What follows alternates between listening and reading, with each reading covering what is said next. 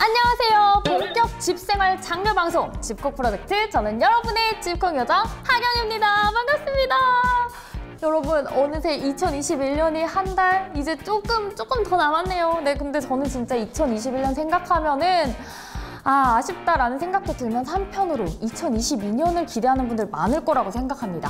그래서 오늘은 2022년 과연 어떤 모습으로 변화할지 제가 또 전망을 해보고자 정말 모시기 힘든 분을 모셨습니다. 이수진 박사님과 함께 하겠습니다. 안녕하세요. 안녕하세요. 자기소개 한번 부탁드립니다. 네, 안녕하세요. 저는 서울대학교 소비트렌드 분석센터 연구위원으로 재직 중인 이수진이라고 하고요. 매년 트렌드 코리아라는 책을 발간하고 트렌드를 추적, 연구하는 일을 주로 하고 있습니다. 네, 초대해 주셔서 감사합니다. 반갑습니다. 저희 오늘 집콕 프로젝트에서 2022년을 한번 어떻게 다가올지, 어떤 2022년이 될지 함께 전망을 해볼 텐데요. 저희가 어떻게 보면 2022년부터 2021년까지는 약간 코로나19와 싸우는 해가 되었다고 해도 무방하다고 저는 생각을 하는데 어떻게 생각하세요? 네, 맞습니다. 저희 지난 2년간 정말 많은 분들이 힘드셨을 것 같아요. 코로나 이후 자영업자를 비롯해서 많은 사람들이 이제 코로나 시국에 대응하기 위해서 많은 전략을 잘 세우셨을 것 같은데 앞으로도 이제 어떤 전략을 해야 될지 오늘 같이 이야기하는 거 맞죠? 네, 맞습니다. 그렇죠. 오늘 이제 약간 코로나19에서 좀 이제 벗어날 기미가 약간 이제 보이는 것 같기도 한데 모든 것이 솔직히 완벽하게 돌아오진 않을 것 같아요. 그쵸? 네, 맞습니다. 그렇지만 코로나19 이후의 삶을 예측해 볼 수 있는 거 어떤 신호가 있을까요? 저희가 빅데이터 분석을 굉장히 많이 합니다. 트렌드를 추적하기 위해서 빅데이터 분석을 했는데 소비자들 심리적으로 봤을 때요. 코로나 백신 접종 이후로 기존의 코로나와 하면은 관련어들이 굉장히 부정적인 감정어들이 많았거든요. 그쵸. 근데 이후로는 조금 기대, 희망 이런 단어들이 많이 부각이 되고 있다라는 점에서 어떤 반전의 서막 이렇게 저희는 보고 있었습니다. 사실 원래 새해가 딱 다가온다고 하면은 뭔가 이제 난 다 새롭다. 처음부터 모두 시작하는 거야. 이런 기분이 들잖아요. 그래서 2022년에 관해서도 뭔가 더 새로운 마음이 막 생긴단 말이에요. 많은 분들이 그럴 것 같아요. 그래서 2019년과 완전히 다른 변화? 이전과는 도전, 이런 새로운 도전도 가능할까요? 네, 여러 가지 변화들이 있을 것으로 예상이 되는데 저희가 전염병에도 사실 사람들과 만나고 그쵸. 그리고 먹고 맞습니다. 놀고 이 전염병 속에서도 저희는 많은 그 일상, 그 라이프 스타일을 유지했는데 근데 이 스타일이 좀 바뀌었던 것 같아요. 비대면으로 사람들을 만났다라는 것이 가장 큰 변화였는데 그렇다면 앞으로 2022년은 그렇게 유지가 될 것인가에 대한 퀘스천을 많이 주십니다. 맞습니다. 그 부분에 대해서 오늘 정확하게 쭉 이어보도록 하겠습니다. 지금 그래서 이제 기대를 안고서 백신 접종도 많이 맞으셨고 부스터샷까지 지금 진행을 하고 있어요. 그래서 2022년은 코로나19 이후에 새로운 역사를 쓰는 원년이다. 약간 이제 더욱더 많은 기대를 하고 계신데 새로운 경제 붐 기대해봐도 좀 괜찮을까요? 어떻게 말을 드려야 될지 조금 고민이 되는데 이게요. 완벽하게 100% 돌아가겠다라고는 조금 어려울 것 같아요. 그쵸. 이게 왜냐면요. 각각의 시장 영역별로 다 네. 다르게 나타나거든요. 회복 속도가. 예를 들어 좀 살펴볼게요. 이렇게 U자형으로 회복하는 데가 있어요. 제일 힘들었던 부분들이 예를 들어서 여행? 네, 맞습니다. 여행, 항공, 면세업. 우리 그쵸. 대부분 이렇게 U자형이고요. 반대로요. 이렇게 완전히 반등한 시장 경제도 있어요. 비대면으로 했던 네, 거. 맞습니다. 비대면으로 했던 시장 경제는 빠르게 회복을 했고요.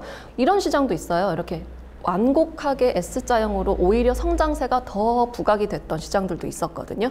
어떤 건지 있을까요? 약간 배달업 쪽? 비슷합니다. 잘 맞췄습니다. 아마 이거 집콕 프로젝트 보시는 네. 분들도 많이 이제 저랑 같이 공부하셨어가지고 아실 것 같아요. 네, 그리고 맞고요. 그리고 더불어서 이제 OTT, 넷플릭스로 대표되는 이 OTT 서비스도 굉장히 S자형 맞아요. 회복을 하고 있습니다. 그렇기 때문에 모든 시장이 이렇게 다르게 양상을 나타나고 있기 때문에 100% 회귀하기는 어렵지만 어쨌든 가장 중요한 것은 그 이전에 회복을 하지 못했던 속도가 더디게 이루어지고 있던 영역들에서 빠르게 좀 더 회복을 해야 되는 부분이 있죠. 그리고 기존의 다른 가치를 찾았던 영역들은 이제 어떻게 하면 조금 더 부각시킬 수 있을까에 대한 고민을 해야 된다라는 점에서 100% 회복은 아니지만 어쨌든 이 각각의 영역별로 다르게 접근을 해야 된다라는 것이 저희의 생각입니다. 그리고 아마 방송을 보고 계신 분들이 많이 생각하실 것 같은 게 어떻게 보면 코로나19로 인해서 언택트라는 게 굉장히 대두가 됐잖아요. 그러면 이제 코로나19 이후 2022년부터는 언택트 다시 안녕? 이렇게 되는 건가요? 와, 그 질문 정말 많이 해주세요. 정말 많이 해주십니다. 진짜 궁금해요. 네, 맞습니다. 그런데 저희는 이렇게 말씀드리고 싶어요. 코로나 시국에 미국의 리테일 1등이라는 기업이 월마트고요. 그리고 비대면 리테일이라고 할 수 있는 아마존도 1등이거든요. 근데 네. 오히려 매출이 어떻게 되냐면요.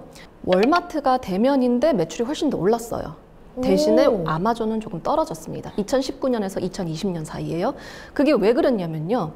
단순히 대면이냐 비대면, 그러니까 언택트냐 컨택트냐가 아니고요. 중요한 것은 월마트가 코로나 시국에 굉장히 체제 개선을 많이 합니다.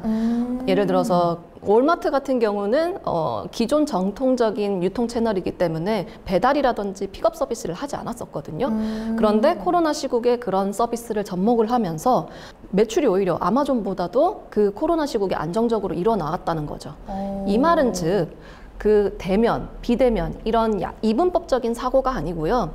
오히려 트렌드에 대응을 잘 했느냐 안 했느냐 이게 더 중요하다는 거죠. 그래서 언택트도 앞으로는 저희가 뭐 예를 들어서 조직 같은 경우는요. 회사의 조직 같은 경우도 코로나 이후에도 이 재택근무를 이어서 하겠다라고 의지를 표방하는 기업들도 굉장히 많고요. 그다음에 수업 같은 경우도 요즘엔요. 어떤 트렌드가 있냐면요. 농촌 유학을 합니다.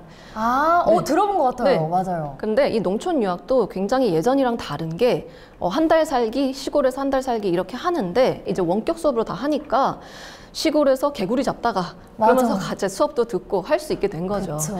그러니까 이제 언택트냐 컨택트냐 이게 이분법적이 아니고 앞으로 우리 삶에 어떻게 적용시킬 것인가에 대한 고민을 더 해야 된다 이렇게 말씀드릴 수 있습니다. 그만큼 신시장의 등장이나 뭔가 성장 속도가 굉장히 빨라졌다고 생각이 드는데 그렇다면 2022년을 주도할 것 같은 신시장 어떤 게 있을까요? 코로나 이후 그러니까 네. 2021년에 아주 부각이 됐던 시장이 크게 세 가지가 있는데 네. 먼저 첫 번째는 중고시장이었어요. 중고시장. 그리고 두 번째는 구독시장이었고요. 네. 그다음 세 번째는 금융시장이 있습니다. 네. 너도 나도 다 이제 개미가 됐으니까. 그래서 특히 저희는 이제 금융시장에 눈을 많이 보고 있는데요. 그쵸. 앞으로도 저희는 2022년 키워드로 머니러시 이렇게 표방을 한 만큼 이 금융시장에 대한 전망이 앞으로도 더 부각이 되지 않을까 이렇게 생각을 하고 있습니다.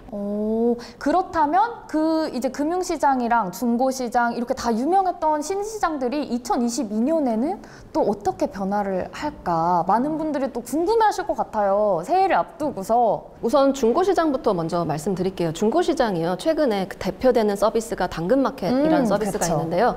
어플리케이션 카테고리가 있어요. 보통 앱 네네네. 상에 있는데 근데 거기에서 원래는 쇼핑 카테고리였거든요. 그거를 커뮤니티로 바꿨습니다.